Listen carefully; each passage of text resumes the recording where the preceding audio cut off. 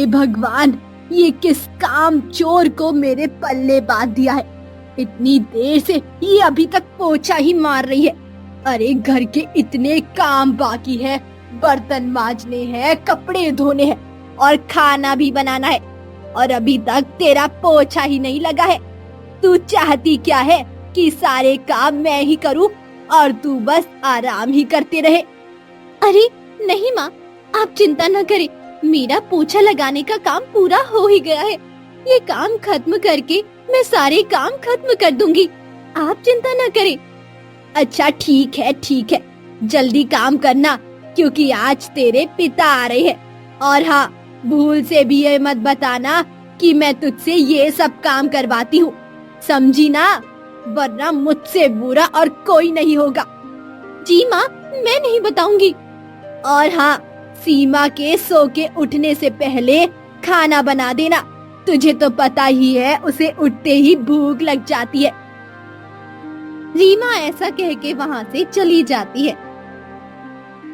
रेखा के पिता अलग अलग राज्य जाके व्यापार करते हैं और 1 महीने बाद ही घर आते हैं। दोपहर हो आती है और रेखा के पिता घर आ जाते हैं। रेखा, अरे कहाँ हो? जरा यहाँ तो आना, देख मैं तेरे लिए क्या लाया हूँ।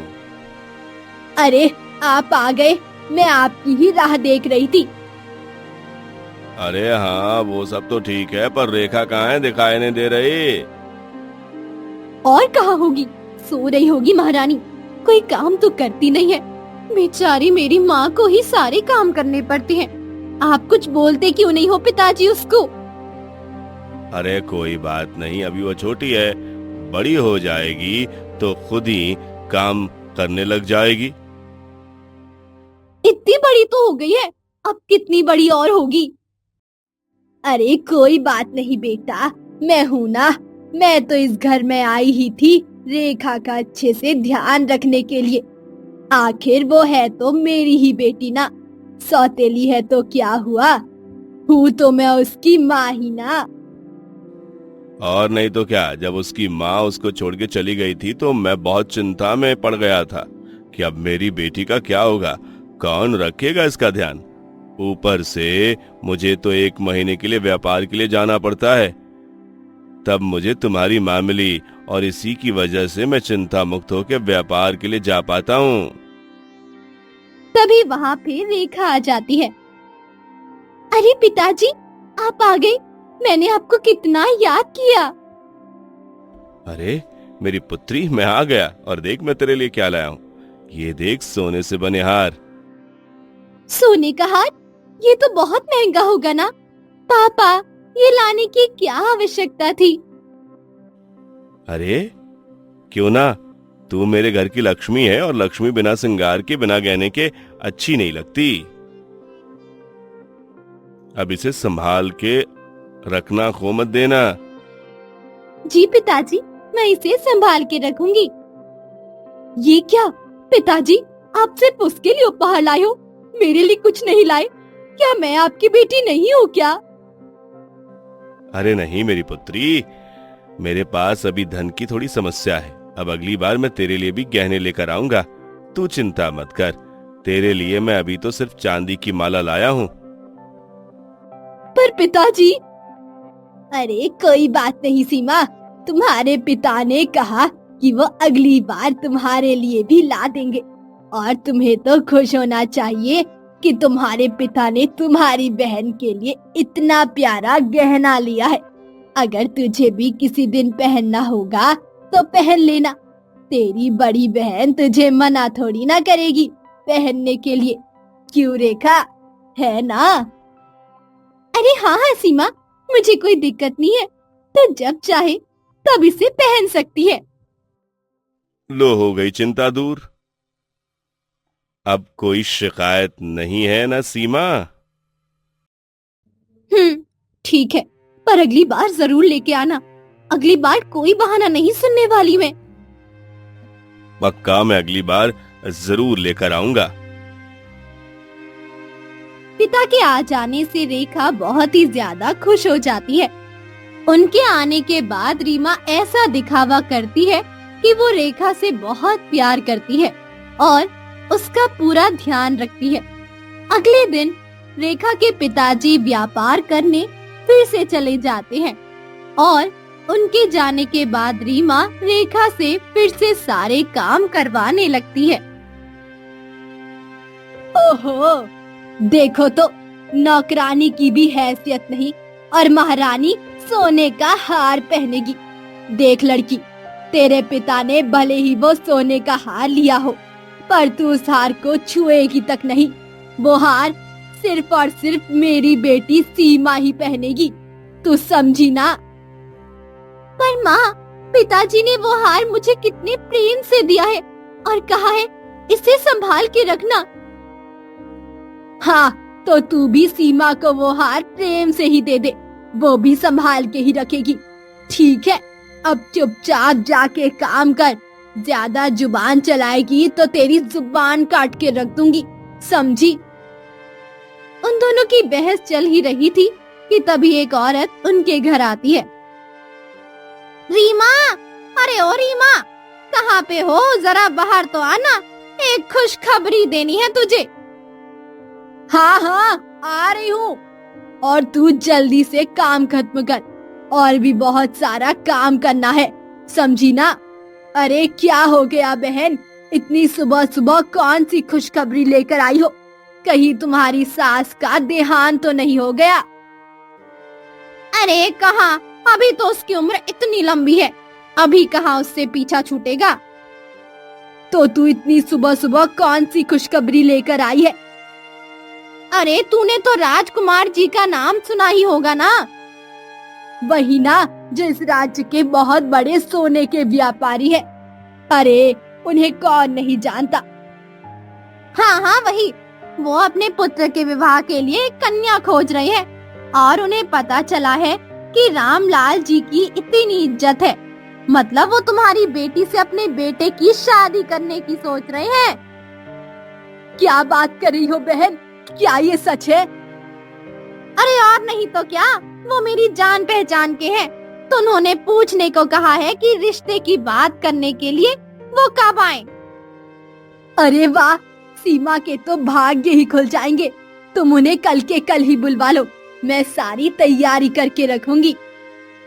रीमा, अरे पहले तो रेखा की शादी करवा लो, बड़ी है ना वो, उसके होते हुए सीमा की शादी क्यों करवाना चाहती हो? अरे बहन, तुम गलत समझ रही हो। रेखा के लिए तो उसके पिता ने पहले ही एक वर ढूंढ के रखा है। अच्छा ऐसा है क्या? चलो कोई बात नहीं, तो तू सीमा से ही बात पक्की कर लेना, मैं यहाँ कल के कल ही उन्हें लेकर आ जाऊंगी। फिर वो औरत वहाँ से चली जाती है। रीमा बहुत ही ज्यादा खुश हो जाती है, उसे इतना अच्छा और इतना अमीर परिवार मिलने वाला है। अरे सीमा, कहाँ है तू? जल्दी आ, एक बहुत बड़ी खुशखबरी है। अरे क्या बात है माँ, क्यों इतनी सुबह सुबह मेरी नींद खराब कर रही हो? कितना अच्छा सपना देख रही थी मैं। अरे बात ही ऐसी है, ये समझ कि तेरी किस्मत बदलने वाली है। अब तो महारानियों की जिंदगी जिएगी तू, महारानियों की। आप क्या बोल रही हो माँ? मुझे तो कुछ समझ नहीं आ रहा है। अरे तेरा विवाह होने वाला है, वो भी यहाँ के सबसे बड़े सोने के व्यापारी के बेटे के साथ। कल ही वो रिश्ते की बात करने यहाँ आने वाले हैं। ये आप क्या बोल रही हो माँ? मुझे तो विश्वास ही नहीं हो रहा, कहीं आप मुझसे मजाक तो नहीं कर रही हो ना? अरे नहीं नहीं, ये सच है। अब तो ऐशो आराम से जिएगी तू, एकदम महारानियों जैसी। तू ध्यान से सुन ले, कल लड़के वाले आ रहे हैं, तो कोई भी गलती मत करना, और जो भी कहूँ बिना कोई सवाल जवाब किए हुए सिर्फ हाँ में सिर हिलाना, समझी? कोई गड़बड़ नहीं होनी चाहिए कल। जी माँ, मैं समझ गई, कोई गड़बड़ नहीं होगी।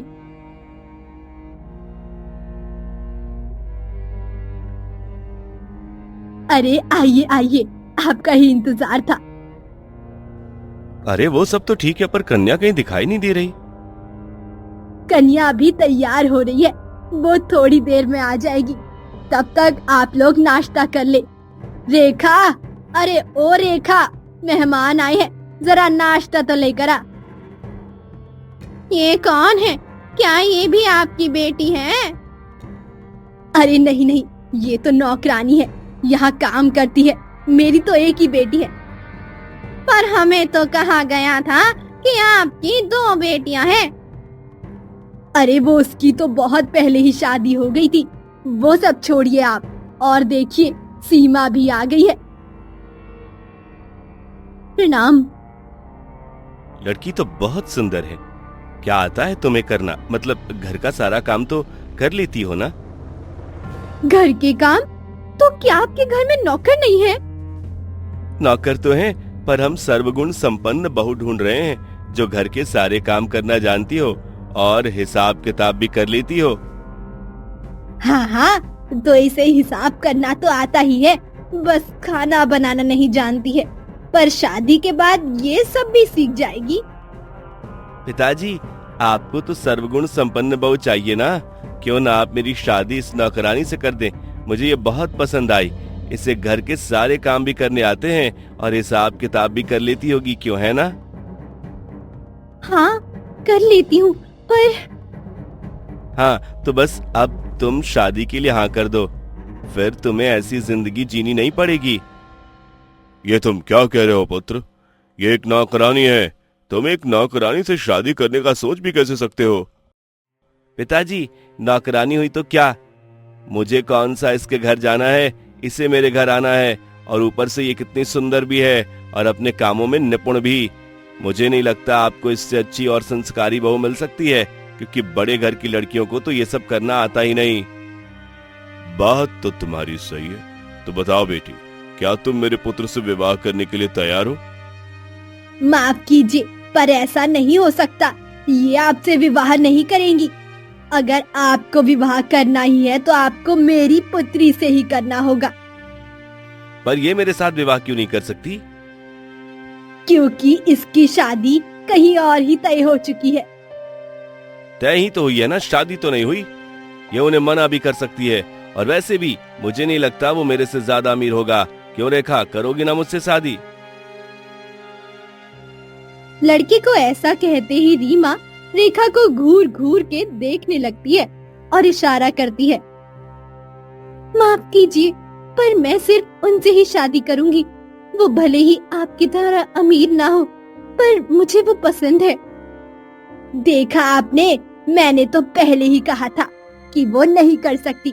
अब आप मेरी पुत्री को ही देखिए, ये कितनी सुंदर है, ऊपर से हिसाब किताब भी कर लेती है। बस खाना बनाना नहीं आता, वो भी सीख लेगी। लड़के वाले आपस में बातें करने लगते हैं। माफ कीजिएगा, मेरे बेटे को आपकी बेटी पसंद नहीं आई।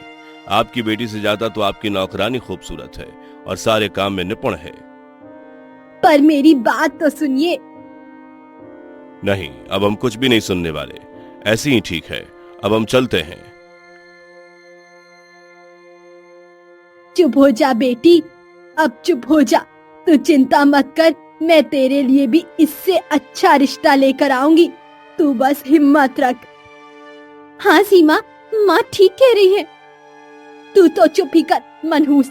तेरी ही वजह से आज लड़के वाले मेरी बेटी को मना करके चले गए। पर माँ, भला इसमें मेरी क्या गलती थी? हाँ हाँ, सारी गलती तो मेरी ही है, जो मैं तुझे पाल पोस रही हूँ। तेरी माँ तो तुझे पैदा करके चली गई ताकि तू दूसरों की खुशियों में नजर लगा सके। तू इस घर के लिए अशुभ है, अशुभ। मैं पहले तेरी ही शादी करके निपटाऊंगी, तभी जान छूटेगी तेरी जैसी मनहूस से। हे भगवान, पता नहीं मुझे मनहूस क्यों कहती रहती है माँ। मैंने तो कभी कुछ ने उल्टा नहीं किया, जैसा माँ ने कहा वैसा ही किया। फिर भी अगर लड़के वाले मना करके चले जाते हैं तो इसमें मेरी क्या गलती है भगवान, मेरी क्या गलती है? माँ, आज उस मनहूस के वजह से मेरे हाथ से इतना अच्छा रिश्ता निकल गया। मैं उसे कभी माफ नहीं करूंगी, कभी नहीं। आप उसका कुछ करती क्यों नहीं? तू चिंता मत कर, अब देख मैं उसके साथ क्या करती हूँ। ऐसा क्या करने की सोच रही हूँ माँ? उसने तेरी शादी नहीं होने दी ना, तो मैं भी उसकी शादी किसी अच्छे घर में तो बिल्कुल नहीं होने दूंगी। एक ऐसे लड़के के साथ उसका विवाह करवाऊंगी जो हद से भी ज्यादा गरीब हो। फिर पता चलेगा उस मनहूस को और जान छूटेगी हमारी। पर माँ, पिताजी पिताजी का क्या? पिताजी तो कितना प्यार करते हैं उससे। अगर उन्हें ये सब पता चल गया तो क्या वो गुस्सा नहीं करेंगे? अरे तो उसकी चिंता मत कर, ऐसा जाल बिछाऊंगी कि चित भी मेरी होगी और पट भी मेरी ही होगी। वो दोनों योजना बना रही थी, तभी एक आदमी उनके घर आता है। अरे कोई है क्या घर में? ये आवाज कौन लगा रहा है? चलो चल के देखते हैं माँ। अरे क्या हो गया है? क्यों बुला रहे थे? कुछ बेचने आए हो क्या? अरे नहीं नहीं, मैं यहाँ कुछ बेचने नहीं, रामलाल जी का संदेश लेकर आया हूँ। क्या? पिताजी का संदेश? हाँ, वो केवल एक बहुत बड़े व्यापारी का रिश्ता लेकर आने वाले हैं रेखा के लिए। सुना है उस परिवार के साथ महाराज के साथ भी बहुत अच्छे संबंध हैं और वे इस राज्य के सबसे बड़े व्यापारी हैं। उनसे बड़ा व्यापारी इस राज्य में कोई नहीं, तो केवल रेखा को तैयार रखने को बोला है। अच्छा, मैं चलता हूँ। माँ, ये क्या? एक और बड़ा व्यापारी? सारे अमीर लोगों का रिश्ता रेखा के लिए ही आ रहा है। ऐसे में तो रेखा बहुत ही अच्छे घर में चले जाएगी और हम सब तो उसके सामने कुछ भी नहीं रहेंगे। तू चिंता मत कर सीमा, आने दे लड़के वालों को, लेकिन शादी तो उसकी गरीब से ही होगी। तो सिर्फ देखती जा मैं क्या करती हूँ।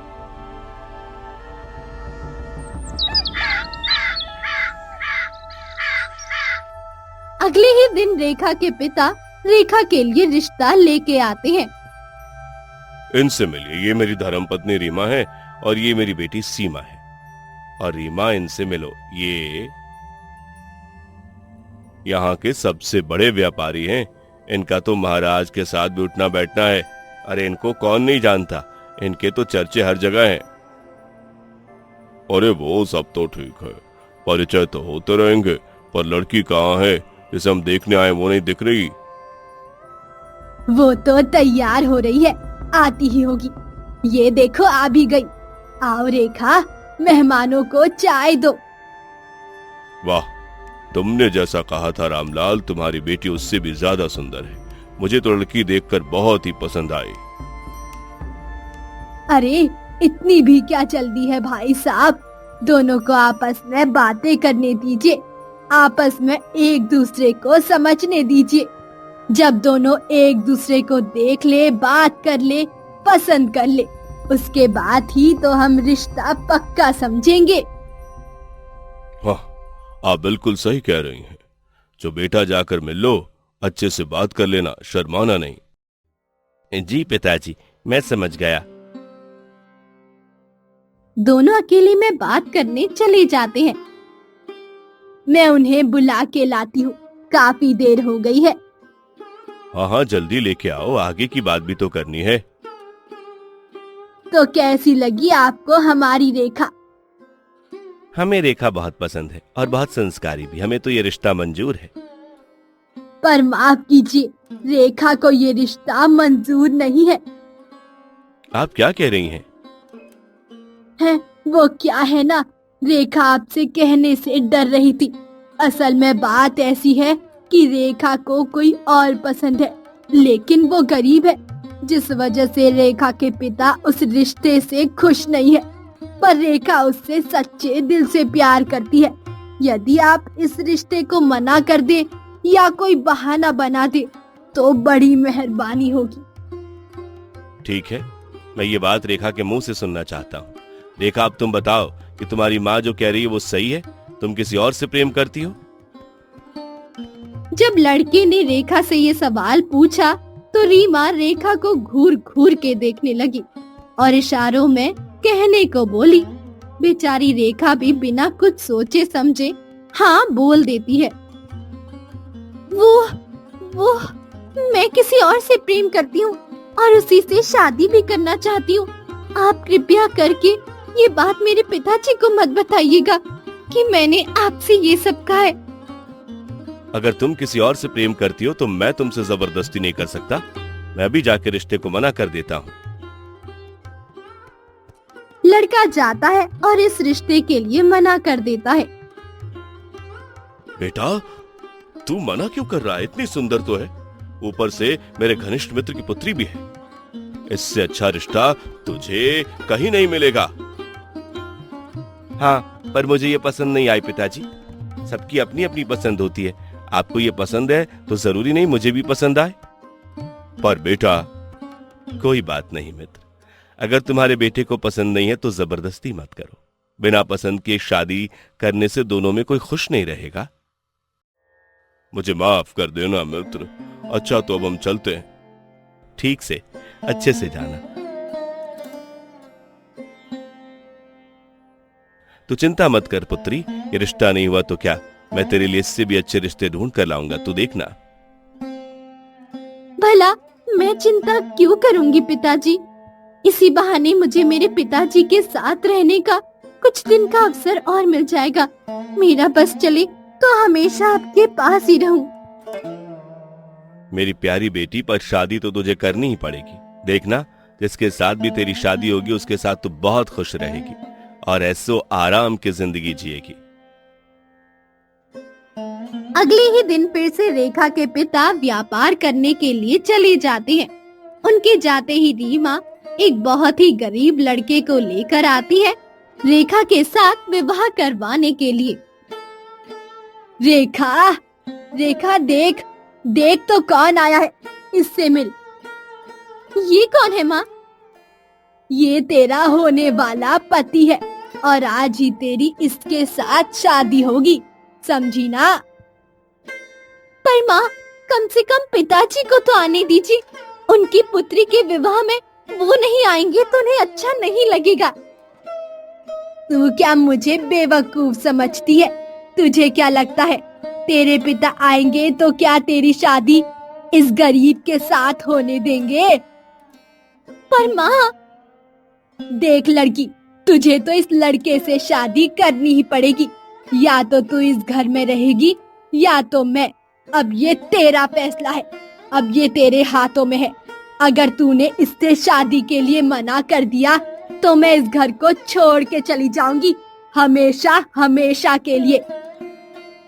नहीं माँ, ऐसा मत कहिए। अगर आप चली जाएंगी तो मेरे पिताजी का क्या होगा? वो तो बिल्कुल अकेले ही हो जाएंगे। तो जैसा मैं बोल रही हूँ तू वैसा ही कर, चुपचाप। ठीक है माँ, आप जिससे शादी करने को बोलेंगी मैं उसी से शादी कर लूंगी। बस आप इस घर को छोड़ के कभी भी मत जाना। ठीक है, ठीक है।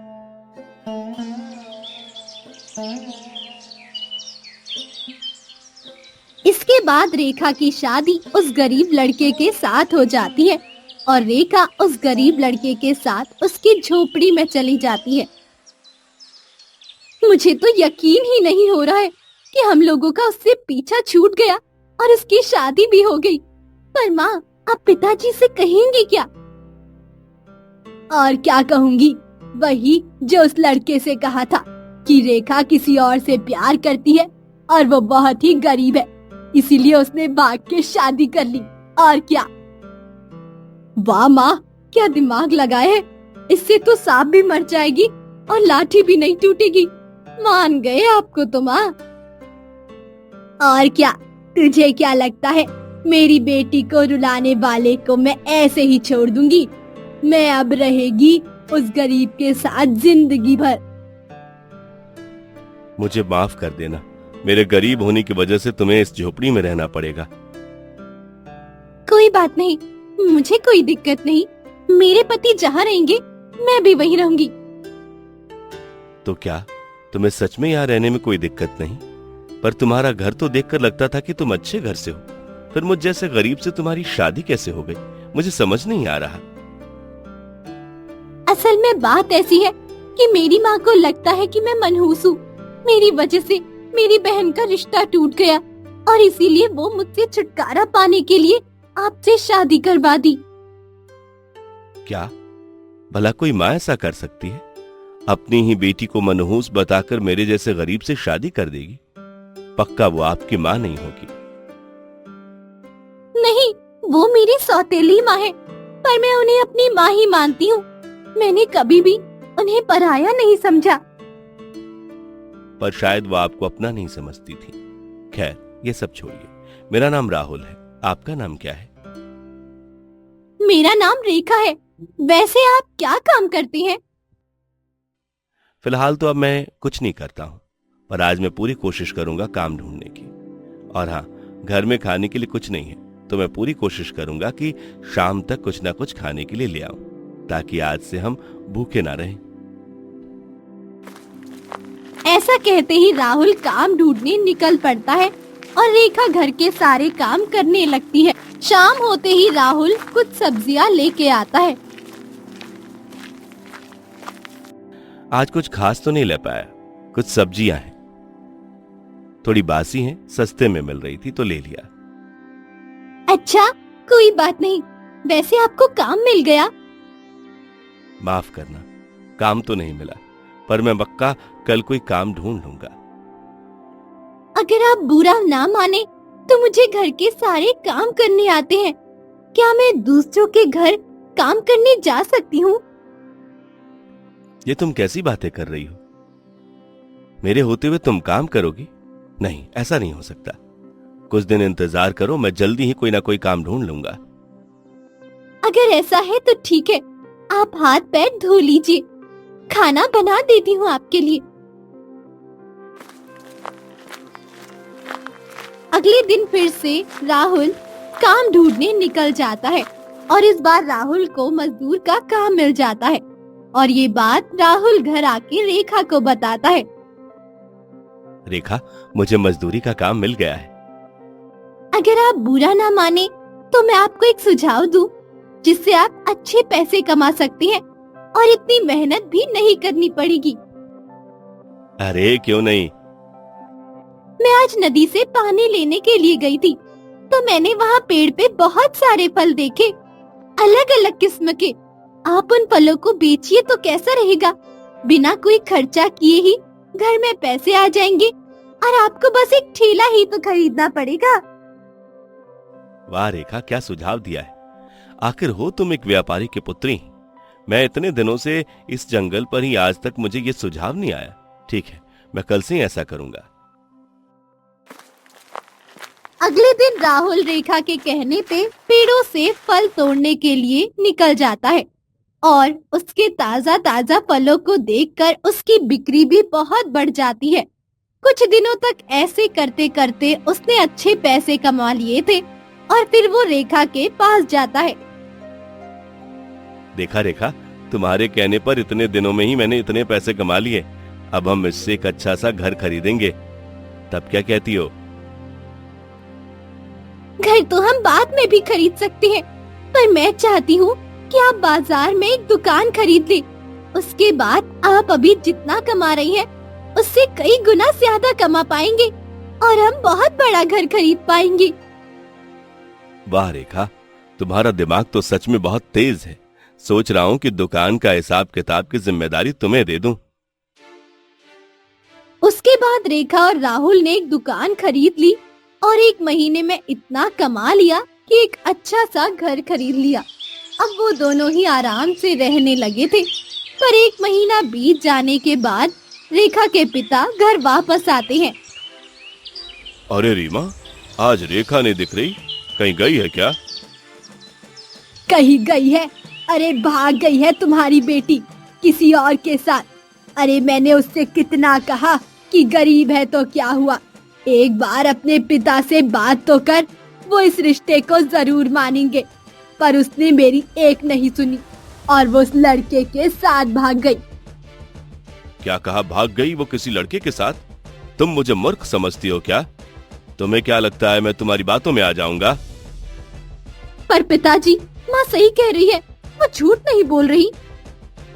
बस बहुत हो गया। तुम दोनों पर मुझे पहले से ही शक हो रहा था कि तुम दोनों मिलकर मेरी बेटी को परेशान कर रही होगी। पर रेखा ने मुझे यह कभी नहीं कहा, इसलिए मैंने भी कभी उतना ध्यान नहीं दिया। तुम्हें क्या लगता है रेखा मेरी बेटी बिना मुझे बताए चली जाएगी? वो मेरी बेटी है और मुझे उस पे पूरा भरोसा है। अब सच सच बताओ, वरना समझ लेना आज के बाद हमारा रिश्ता खत्म।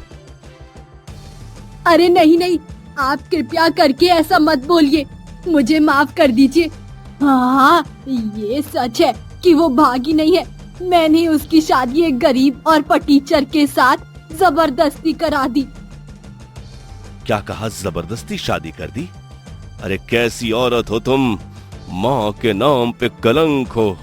मैं ही बेवकूफ था कि मैंने सोचा उसे माँ का प्यार मिल सकता है। काश काश मैंने कभी तुझ जैसी औरत से शादी नहीं की होती, तो आज ये दिन न देखना पड़ता। मुझे माफ कर दीजिए जी, मुझसे बहुत बड़ी भूल हो गई। क्रोध में आकर मैंने इतना बड़ा पाप कर दिया जिसकी अब मुझे माफी भी नहीं मिल सकती। अब पछताने से कुछ नहीं होगा। जल्दी बताओ कि मेरी बेटी कहाँ है। मुझे उसके पास अभी के अभी वहां ले चलो। जी, मैं लेके चलती हूँ।